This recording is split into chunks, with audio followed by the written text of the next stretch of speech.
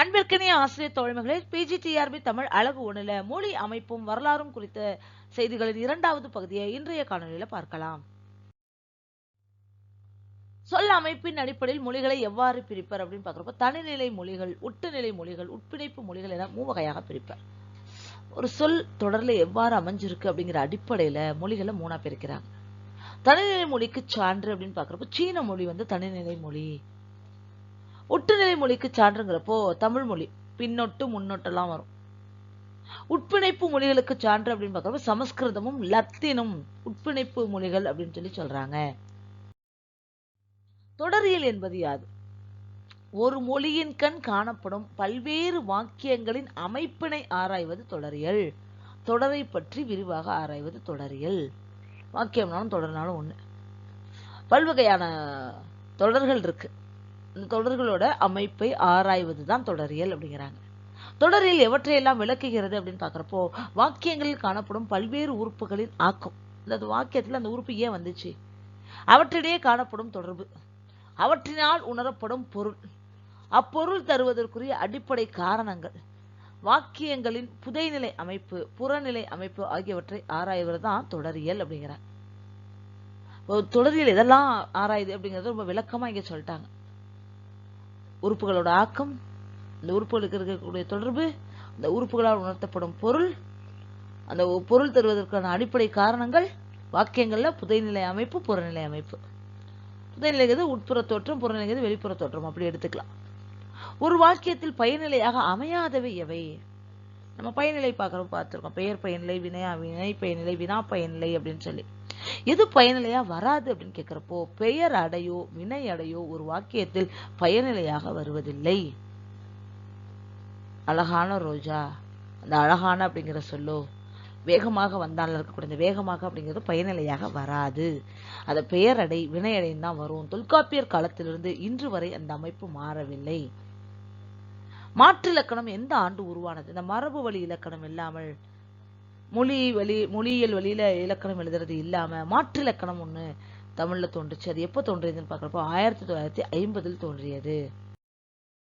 மாற்று இலக்கணத்தின் தந்தை யார் அப்படின்னு பார்க்கறப்போ நோம் சோம்ஸ்கி. முக்கியமான வினா, போன முறை பிஜிடிஆர்பில கேட்கப்பட்டிருந்த வினாவும் கூட இது. நோம் சோம்ஸ்கி மாற்று இலக்கணத்தின் தந்தை. தொடரியல் பற்றி ஆராய்ந்த கொள்கைகளை மிகச்சிறந்த கொள்கையாக விளங்குவது. தொடரியல் பற்றி நிறைய கொள்கைகள் இருக்கு இல்லையா, அது ரொம்ப சிறப்பான கொள்கை அப்படின்னு எதை சொல்றாங்கன்னா மாற்று இலக்கண கொள்கையை தான் ரொம்ப சிறப்பானது அப்படிங்கிறாங்க. அடுத்த கேள்வி, மொழியியல் என்பதை பற்றி சுருக்கமாக விளக்க. மொழியியல்னு சொல்லிக்கிட்டே இருக்கமே, இலக்கணத்துல இந்த மொழியியல் பத்தி இவ்வளவு விரிவா பேசல. இலக்கணம் வேற மொழியியல் வேறையா? அதை பத்தின விளக்கம் என்ன அப்படின்னு பாக்குறப்போ மொழி எனில், மொழி அப்படிங்கறத பேச்சொலி அப்படின்னு தான் எடுத்துக்கிறாங்க, எழுத்து மொழி இல்ல. எழுத்து மொழிக்கான இலக்கணம் தான் தொல்காப்பியம் முதலான இலக்கணங்கள். மொழியியல் அடிப்படையில் பேச்சொலிகளை தான் நம்ம ஆராய்ச்சி செய்யறோம். அந்த அடிப்படையில் தான் இலக்கணம் வகுக்கிறோம். இப்போ மொழி அப்படின்னா அல்லது பேச்சொலி அப்படின்னு எடுத்துக்கலாம். அப்பேச்சொலிகள் ஒன்றோ பலவோ இணைந்து ஒளியன்களாய் இயங்குகின்றன. ஒளியன்கள் தான் நம்ம அசை, நம்ம யாப்பு இலக்கணத்தில் அது அசைன்னு சொல்லுவோம் இல்லையா, அதுதான் இங்க ஒளியன்கள் அப்படிங்கிற. அது ஒன்றோ பலவோ, அசை ஓரசையாக ஈரசையாக வரலாம், மூவசையாக வரலாம் அப்படின்னு தெரியும். அதுக்கு பேர் ஒளியன்கள் அப்படின்னு பேர். ஒளியன்களின் நினைவால் இந்த அசைகள் சேர்ந்து நம்ம சீர் உருவாகிற மாதிரி இந்த ஒளியன்கள் இணைந்து உருபன்கள் தோன்றுது. அப்ப சீரும் உருபனும் ஒண்ணு. அடுத்து உருபன்களின் நினைவால் சொற்களும், உருபன்கள் சீர் சேரப்போ சொற்கள் பிறக்குது. சொற்கள் என்பது பொருள் கொடுக்கக்கூடியதான் நம்ம சொல்லுன்னு சொல்லுவோம். எல்லா சொல்லும் பொருள் குறித்தானவே தொல்காப்பியரோட கூற்று. அப்போ இந்த உருபன்களின் நினைவால் சொற்கள் பொருள் தரக்கூடிய சொற்களாக அந்த உருபன்கள் மாறுது. அந்த சொற்களின் நினைவால் வாக்கியங்களும் உண்டாகின்றன. இவற்றை பற்றி விளக்குவதே மொழியியல். எவ்வளவு தெளிவா ரொம்ப துல்லியமா விளக்கிட்டார் ஆசிரியர். மொழி ஆராய்ச்சியில் புகழ்பெற்ற நாடுகள் எவை அப்படின்னு பார்க்க இந்தியாவும் கிரேக்கமும் தான் மொழி ஆராய்ச்சியில கிட்டத்தட்ட 2000 ஆண்டுகளை கடந்து மொழி ஆராய்ச்சியில இன்னும் ஆழமா போய்கிட்டே இருக்கக்கூடிய நாடு அப்படிங்கிறப்ப இந்தியாவும் கிரேக்கமும் தான். தொல்காப்பியமும் பாணினியும் எவ்வகையில் அமைந்தவை? நம்ம இலக்கணம் பல்வேறு வகை சொன்னோம் இல்லையா. அப்ப தொல்காப்பியம் பாணினி என்ன வகையான இலக்கணத்தில் அப்படின்னா விளக்க மொழியியல் அடிப்படையில் அமைந்த இலக்கணங்கள் தான் இவை. இக்கால விளக்க மொழியியலின் தந்தை என்று அறியப்படுபவர் யார்? இந்த காலம் ப்ளூம்ஃபீல்டு தான் இந்த கால விளக்க மொழியியலின் தந்தை அப்படின்னு சொல்றாங்க. வடமொழி ஆராய்ச்சி நூல்களில் காலத்தால் முந்தியது எது அப்படின்னு பாக்குறப்ப நிருக்தா, கிமு 4ஆம் நூற்றாண்டை சேர்ந்த நூல். அதுதான் வடமொழி நூல்ல மொழி ஆராய்ச்சி நூல்ல பழமையான நூல். சமஸ்கிருத மொழியின் அமைப்புகளையும் மொழியியல் கூறுகளையும் விரிவாக விளக்கும் நூல் எது அப்படின்னு பார்க்குறப்போ, நமக்கு தமிழ்ல எப்படி தொல்காப்பியமோ அதே மாதிரி சமஸ்கிருத மொழியோட அமைப்புகளையும் அதோட மொழியியல் கூறுகளையும் விரிவாக விளக்கக்கூடிய நூல் அப்படின்னு பார்க்குறப்ப பாணினியின் அஷ்டாத்தியாயி அப்படிங்கிற அந்த இலக்கண நூல் தான் சமஸ்கிருத மொழியின் அமைப்பையும் மொழியியல் கூறுகளையும் ரொம்ப விரிவாக விளக்குது. இந்திய இலக்கண அறிஞர்களுக்கும் கிரேக்க இலக்கண அறிஞர்களுக்கும் உள்ள வேறுபாடு எது? ஏன்னா ஏன் இந்த இந்தியாவையும் கிரேக்கையும் சொல்றாங்க? இது ரெண்டுமே பழமையான மொழிகள். செம்மொழிகள் பட்டியல இந்தியாவில் இருக்கக்கூடிய பெருமொழியாகி தமிழும் கிரேக்கமும் இருக்கு. அதனால இங்க என்ன பண்றாங்க, இந்த ரெண்டையும் ஒப்பிட்டுக்கிட்டே இருக்காங்க. இந்திய இலக்கண அறிஞர்களுக்கும் கிரேக்க இலக்கண அறிஞர்களுக்கும் உள்ள வேறுபாடு. இந்திய இலக்கண அறிஞர்கள் சொற்களின் அமைப்பு முறையிலும் ஆக்க முறையிலும் கவனம் செலுத்த, கிரேக்க அறிஞர்கள் தத்துவ அடிப்படையில் மொழியை ஆய்ந்தனர். அவ்வளவுதான். இவங்க மொழி எப்படி எடுத்துட்டாங்க? ஒளியன், உருபன், தொடரியல் அப்படி போயிருக்காங்க. சொல்லு தொடரியல். கிரேக்க அறிஞர்கள் தத்துவ அடிப்படையில தான் அவங்க மொழியை ஆராய்ஞ்சிருக்காங்க. அப்ப இதுக்கும் அதுக்கும் நிறைய முரண் உண்டு. தத்துவ அடிப்படையில் மொழியை ஆய்ந்த கிரேக்க அறிஞர்கள் யாவர் அப்படின்னு கேட்கிறாங்க. யாரெல்லாம் இந்த மாதிரி தத்துவ அடிப்படை மொழியை ஆய்ந்தாங்க அப்படின்னு பார்க்கப்போ, லேகாஸ் என்ற நூலை இயற்றிய ஹெராக்லிட்டஸ் என்பவரும் டெமாக்ரிட்டஸ் என்பவரும் இந்த தத்துவ அடிப்படையிலேயே மொழியை பற்றி ஆராய்ந்தனர். மொழியை ஆய்ந்தவர்களுள் முதன்மையானவர்கள் யார் அப்படின்னு பார்க்கிறோம். பிளாட்டோ. சாக்ரட்டிஸோட பத்தி படிக்கிறப்போ அவன் பிளாட்டோ படிச்சிருப்போம் இல்லையா? அவர் தான் மொழியை ஆய்ந்தவர்கள் முதன்மையானவர். கிரேக்க நாட்டை சேர்ந்த மொழியியல் அறிஞர் யாவர் அப்படின்னு பார்க்கிறப்போ, அரிஸ்டாட்டில், மல்லோஸ், கிரசிப்போஸ் அப்படிங்கிறவங்கலாம் கிரேக்க நாட்டை சேர்ந்த மொழியியல் அறிஞர்கள் அப்படிங்கிறாங்க. கிரேக்க இலக்கண ஆசிரியர்கள் மிகச்சிறந்தவராக கருதப்படுவார். கிரேக்க இலக்கண ஆசிரியர்களே தலை சிறந்தவர் அப்படின்னு பார்க்குறப்ப டயோனிசியஸ் திரேக்ஸ் அப்படிங்கிறவர் கிரேக்க இலக்கண ஆசிரியர்கள் தலை சிறந்த, நம்ம தொல்காப்பியர் மாதிரி. மொழி ஆராய்ச்சிக்கு வித்திட்ட காலம் அப்படின்னு பார்க்குறோம் 19ஆம் நூற்றாண்டுக்கு அப்புறம் தான் மொழி ஆராய்ச்சி குறித்த ரொம்ப தீவிரமான போக்கு அங்கே நிலவுது. அதுக்கு முன்பாக மொழி ஆராய்ச்சி குறித்த மொழியை பற்றி படிச்சமே ஒழிய மொழி குறித்த ஆராய்ச்சிகள் அவ்வளவா தோன்றல. இன்றைய ஒப்பு மொழியியலுக்கும் வரலாற்று மொழிகளுக்கும் வித்திட்ட பெருமைக்குரியவர்கள் யார்? இன்னைக்கு பிற மொழிகளோட ஒப்பிட்டு படிக்கிறோம் இல்லையா? வரலாற்று அடிப்படை மொழியில படிக்கிறோம்ல, இதுக்கெல்லாம் யார் தோற்றுவாய் அப்படின்னு பார்க்குறப்ப ராஸ்க், பாப், கிரீம் அவங்க 3 பேர் தான் இந்த வழக்கத்தை தோற்றுவித்தவர்கள். வரலாற்று ஒப்பு மொழியியலின் தந்தை அப்படின்னு யாரா சொல்றோம் அப்படின்னா கிரீமை தான் சொல்றாங்க. டார்வினின் பரிணாம கொள்கையை ஒட்டி மொழியின் பரிணாமத்தை ஆய்ந்தவர் யார் அப்படின்னு பார்க்கப்போ ஆகஸ்ட் லேகர் என்பவர் டார்வினோட பரிணாம கொள்கை ஏற்பட இந்த பேச்சுறுப்புகள்ல மாற்றம் ஏற்படுது அப்படின்னு மொழியியல் பரிணாமத்தை ஆய்ந்தவர் ஆகஸ்ட் லேகர் என்பவர். விளக்க மொழிகளின் பொற்காலம் என போற்றப்படும் காலம்னா 20ஆம் நூற்றாண்டு தான்.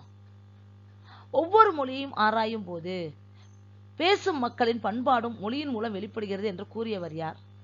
மொழியை பத்தி ஆராயிறப்போ அந்த மொழியை பத்தி மட்டும் நம்ம ஆராயல, அந்த மக்களோட பண்பாடும் மொழியின் வழியாகவே வெளிப்படுதுன்னு சொன்னவர் போயாஸ் என்பவர். மொழியியல் துறையில் மறுமலர்ச்சியை உண்டாக்கிய நூல் எது? அந்நூலை இயற்றியவர் யார்? மொழியியல் துறையில் ஒரு பெரிய மறுமலர்ச்சி உண்டாக்கிய நூல் அப்படிங்கிறது லாங்குவேஜ் அப்படிங்கிற நூல். அதன் ஆசிரியர் ப்ளூம்ஃபீல்ட் அவர்கள். மொழியியலின் 3 பெரும் பிரிவுகள் யாவை அப்படின்னு பார்க்கிறோம். விளக்க மொழியியல், வரலாற்று மொழியியல், ஒப்பு மொழியியல். விளக்க மொழியியல் என்றால் என்ன அப்படின்னு பார்க்கிறப்போ, ஒரு மொழியின் குறிப்பிட்ட காலத்தை அடிப்படையாக வைத்து அக்கால மொழியினை ஆராய்வது விளக்க மொழியியல். இப்ப வரலாற்று மொழியியல் என்பது யாது? ஒவ்வொரு காலகட்டத்திலும் மொழி எவ்வாறு அமைந்திருக்கிறது என்பதை விளக்கி காலப்போக்கில் மொழியடைந்த மாற்றத்தை ஆராய்வது வரலாற்று மொழியியல். ரெண்டுக்கும் ரொம்ப சின்ன வித்தியாசம் தான் பாருங்களேன்.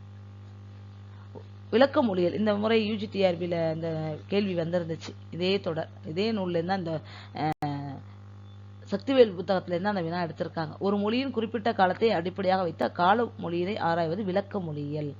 வரலாற்று மொழியியல் என்பது ஒவ்வொரு காலகட்டத்திலும் மொழி எவ்வாறு அமைந்திருக்கிறது என்பதை விளக்கி காலப்போக்கில் மொழியடைந்த மாற்றத்தை ஆராய்வது வரலாற்று மொழியியல். ஒப்பீட்டு மொழியியல் என்பது யாது? 3வது மொழியியல். இன உறவு உடைய மொழிகளை ஒப்பிட்டு அவற்றின் சொல் மொழிகளின் அமைப்பை வரையறுக்கும் ஆய்வை ஒப்பீட்டு மொழியியல். அந்த இன உறவு, அந்த சொற்களுக்குள்ள இருக்கக்கூடிய இனம் என்ன, உறவு என்ன, இந்த அடிப்படையில் ஆராயுது, ஒப்பிட்டு ஆராய்றதுனால அதுக்கு பேர் ஒப்பீட்டு மொழியியல் அப்படிங்கிறாங்க. தமிழ் மொழியின் வரலாற்றை எத்தனை பிரிவுகளாக பிரித்து ஆராயலாம் அப்படின்னு பார்க்குறப்போ, சரி உலக மொழி வரலாறுலாம் பார்த்துட்டோம். இப்போ நேரம் எங்கே வரோம்னா தமிழ் மொழி ஆய்வு. அதை எப்படி பிரிக்கலன்னா பழந்தமிழ், இடைக்கால தமிழ், தற்கால தமிழ்னு இந்த மொழி ஆய்வை 3ஆ பிரிக்கிறாங்க. பழந்தமிழை எத்தனையாக பிரிக்கலன்னா பழந்தமிழை திரும்ப 3ஆ பிரிக்கிறாங்க. முன்பழந்தமிழ் அல்லது தொல்பழந்தமிழ். அந்த முன்பழந்தமிழ் அல்லது தொல்பழந்தமிழ் காலம் அப்படின்னு பார்க்குறப்போ கிமு 3ஆம் நூற்றாண்டு முதல் கிபி 500 வரை. இதற்கான சான்றுகள் அப்படிங்கிற பிராமி கல்வெட்டுகளும் தொல்காப்பியமும் இந்த காலத்துல தோன்றியது அப்படிங்கிறாங்க. மத்திய பழந்தமிழ் என்று அந்த காலம் என்னன்னு பார்க்கிறோம். கிமு 3ஆம் நூற்றாண்டு முதல் கிபி 500 வரை. மத்திய பழந்தமிழ் என்பது 10 பாட்டும் 8 தொகையும் இயற்றப்பட்ட காலகட்டத்தை தான் சொல்றாங்க. பின் பழந்தமிழ் என்பது திருக்குறள், சிலப்பதிகாரம், மணிமேகலை முதலான நூல்கள் தோன்றிய காலகட்டம். இடைக்கால தமிழின் காலம் எது அப்படின்னு பாக்குறப்போ கிபி 500 முதல் கிபி 1600 வரை. இந்த இடைக்கால தமிழை 3ஆ பிரிக்கிறாங்க. முன் இடைக்கால தமிழ், மத்திய இடைக்கால தமிழ், பின் இடைக்கால தமிழ். அதுல முன் இடைக்கால தமிழின் காலம் அப்படின்னு பார்க்குறப்போ கிபி 500 முதல் கிபி 850 வரை. மத்திய இடைக்கால தமிழின் காலம் பார்க்கறது கிபி 850 முதல் 1200 வரை. பின் இடைக்கால தமிழ் என்பது 1200 முதல் கிபி 1600 வரை. இடைக்கால தமிழை எவ்வாறு பிரித்து ஆராய்வர் அப்படின்னு பார்க்குறப்ப இடைக்கால தமிழை பல்லவர் கால தமிழ், சோழர் கால தமிழ், நாயக்கர் கால தமிழ் என பிரித்து ஆராய்வர். நம்ம முன்னிடைக்காலம், பின்னிடைக்காலம், மத்திய இடைக்காலம்னு இங்க பிரிக்கல. இடைக்கால தமிழை மட்டும் எப்படி பிரிச்சுட்டாங்கன்னா பல்லவர் கால தமிழ், சோழர் கால தமிழ், நாயக்கர் கால தமிழ்னு பிரிக்கிறார். தற்கால தமிழின் காலம் எது அப்படின்னு பார்க்க கிபி 1600 முதல் தற்காலம் வரைக்கும், இன்னைக்கு 2024 வரைக்குமான காலகட்டம். முன் தற்கால தமிழின் காலம் என்பது எது அப்படின்னு பார்க்குறப்போ சிற்றிலக்கியங்கள் காலம். பின் தற்கால தமிழின் காலம், இந்த தற்காலம்ங்கிறது இடைக்கால தமிழை தான் நம்ம எடுத்துக்கணும். போர்ச்சுகீசியர், டச்சு, பிரெஞ்சு, ஆங்கிலேயர்கள் வருகையால் ஏற்பட்ட மொழி வளர்ச்சி 20ஆம் நூற்றாண்டு வரை தொடர்ந்து. அதோட கிளைமொழி ஆய்வு முதலிய எல்லாமே பிற்கால தமிழ் அதற்கான சான்றுகளாக நமக்கு கிடைச்சிருக்கு. இத்துடன் இந்த காணொலியை நிறைவு செஞ்சுக்கலாம். இனிவரும் காலங்களில் PGTRB அனைத்து பாடப்பகுதிகளையும் தனித்தனியாக காட்சிப்படுத்த இருக்கிறேன். அந்த காணொலிகள் அனைத்தையும் நீங்க பார்க்கணும் அப்படின்னா நம்ம தமிழாசிரியர் சேனலை சப்ஸ்கிரைப் பண்ணுங்க. இந்த காணொலிகள் உங்களுக்கு பிடிச்சிருக்கு அப்படின்னா உங்க நண்பர்களுக்கும் பரிந்துரை செய்யுங்கள். மீண்டும் மற்றொரு காணொலியில் சந்திக்கிறேன். நன்றி, வணக்கம்.